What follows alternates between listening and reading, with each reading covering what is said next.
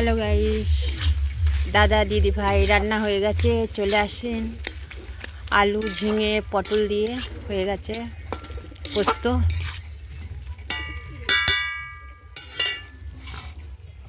আর এখানে শাক ভাজা, বিট ভাজা, উচ্ছে ভাজা, পটল ভাজা, ভাত।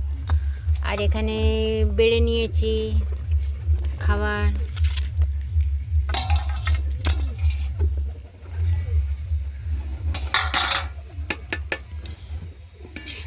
কেমন লাগছে কমেন্টে জানাবে। চলে আসেন, ভাত বাড়া হয়ে গেছে।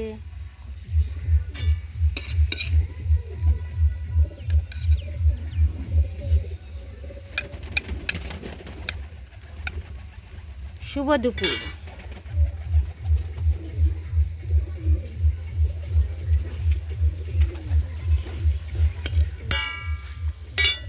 টাটা। ভালো লাগলে একটা লাইক কমেন্ট করবে। দিদি ভাইটার জন্য একটা ছোট্ট বোন।